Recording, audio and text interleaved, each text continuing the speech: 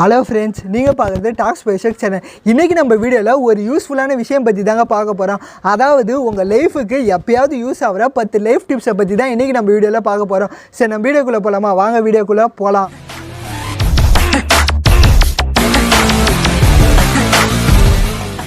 நீங்கள் ஏதாவது ஒரு மோசமான சூழலில் இருந்தீங்கன்னா ரூல் 3 ஞாபகம் வச்சுக்கோங்க. ரூல் 3னா ஒன்றும் இல்லை, ஒரு மனுஷனால 3 நிமிஷம் காற்று இல்லாமல், 3 மணி நேரம் தங்குறதுக்கு இடம் இல்லாமல், 3 நாள் தண்ணி இல்லாமல், 3 வாரம் சாப்பாடு இல்லாமல் உயிரோடு இருக்க முடியும்.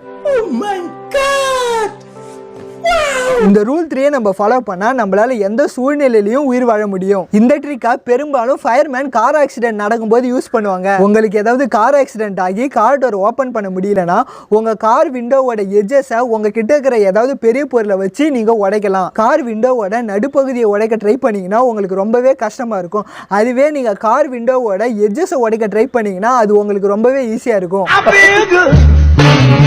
அதனால உங்களுக்கு ஏதாவது கார் ஆக்சிடென்ட் ஆயிடுச்சுன்னா நீங்க கார் விண்டோவோட எட்ஜஸை உடைச்சு ஈஸியா தப்பிச்சிடுங்க. நீங்க ஸ்விம்மிங் பூல்ல குளிச்சுட்டு இருக்கும்போது உங்க மவுத்துல ஏதாவது மெட்டாலிக் டேஸ்ட் தெரிஞ்சதுன்னா நீங்க உடனே அந்த ஸ்விம்மிங் பூல்ல இருந்து வெளில வந்துருங்க. இது ஆக்சுவலா என்ன மீன் பண்ணுதுன்னா, தண்ணியில எலக்ட்ரிக்கல் ஷார்டேஜ் இருக்கிறதா நம்மளுக்கு சொல்லுது. அதுக்காக நீங்க ஸ்விம்மிங் பூல்ல குளிக்கும் போது அந்த தண்ணியை குடிங்கன்னு நான் சொல்லல.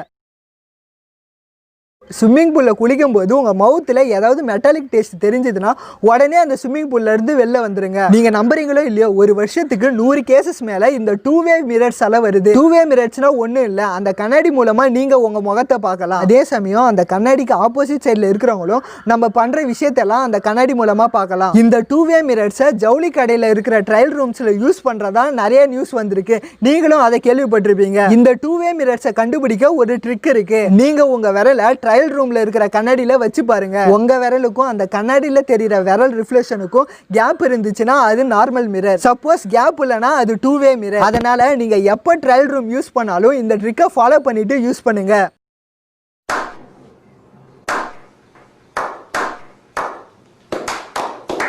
அதிகமாக டிரைவிங் ஆக்சிடென்ட் சாட்டர்டே நைட்டு 1 மணிலேருந்து 3 மணி வரை தான் நடக்குது. ஏன்னா அப்போ தான் நிறைய பேர் பார்ட்டிக்கிட்டலாம் முடிஞ்சு குடிச்சிட்டு வண்டி ஓட்டுவாங்க. அதனால சனிக்கிழமை நைட்டு 12 மணிக்கு மேலே டிரைவிங் பண்ணுறதை அவாய்ட் பண்ணுங்க.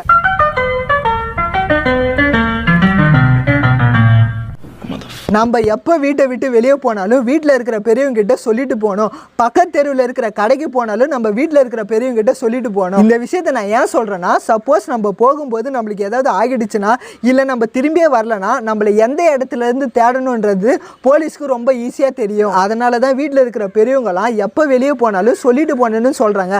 அதனால் இந்த விஷயத்த நீங்கள் இன்னையிலேருந்து கண்டிப்பாக ஃபாலோ பண்ணுங்க.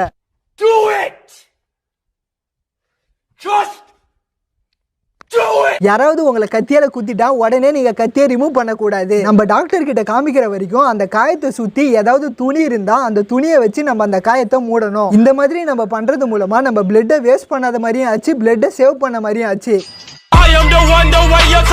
எப்படி இந்த விஷயம் ஒரே கல்லுல 2 மாங்க அடிக்கிற மாதிரி இருக்குதா? இப்போ நீங்க அண்டர் வாட்டர்ல முழுகிட்டீங்க, ஆனா உங்களுக்கு எப்படி மேல வரணும்னு தெரியல. இந்த மாதிரி நேரத்துல நீங்க மூச்சு விடுங்க. மூச்சு விடுறதால வர ஏர் பபிள்ஸை ஃபாலோ பண்றது மூலமா நம்ம எந்த ஆழத்துல அண்டர் வாட்டர்ல முழுகினாலும் நம்ம ஈஸியா மேல வந்துடலாம்.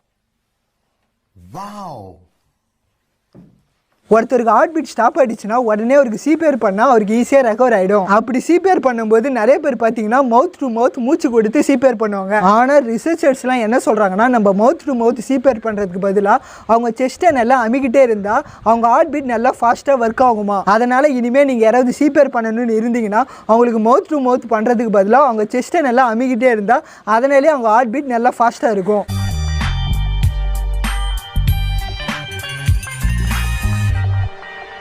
உங்கள் வீடோ இல்லை உங்கள் கட்டடமோ ஏதாவது தீ பிடிச்சிருச்சுன்னா நம்ம படுத்துக்கிட்டே அந்த இடத்துல இருந்து வெளியேறணும். ஏன்னா தீ பிடிச்ச இடத்துல கண்டிப்பாக நம்மளால மூச்சு விட முடியாது. நம்ம படுத்துக்கிட்டே ஃப்ளோர் வழியாக போனால் மூச்சு விடுறதுக்கு தேவையான காற்று அந்த ஃப்ளோர்லேயே இருக்கும். அதனால் நம்ம ஈஸியாக தீ பிடிச்ச இடத்துல இருந்து தப்பிச்சிடலாம். இந்த வீடியோவில் நீங்கள் பார்த்த 10 லைஃப் டிப்ஸில் எந்த லைஃப் டிப்ஸ் உங்களுக்கு ரொம்ப பிடிச்சதுன்றதை மறக்காமல் கீழே இருக்கிற கமெண்ட் பாக்ஸில் கமெண்ட் பண்ணுங்கள். இந்த வீடியோ பிடிச்சிருந்தா லைக் பண்ணுங்கள். இந்த வீடியோ உங்கள் ஃப்ரெண்ட்ஸுக்கு ஷேர் பண்ணணும்னு நினச்சிங்கன்னா கீழே ஷேர்னு ஆப்ஷன் இருக்கும். அது மூலிமா ஃபேஸ்புக்லேயே வாட்ஸ்அப்லேயே ஷேர் பண்ணுங்கள். நான் பேசுகிற வீடியோ உங்களுக்கு ரொம்ப பிடிச்சிருந்தா கண்டிப்பாக சப்ஸ்கிரைப் பண்ணுங்கள். மீண்டும் ஒரு வித்தியாசமான வீடியோவில் நான் சந்திக்கிறேன். Bye friends.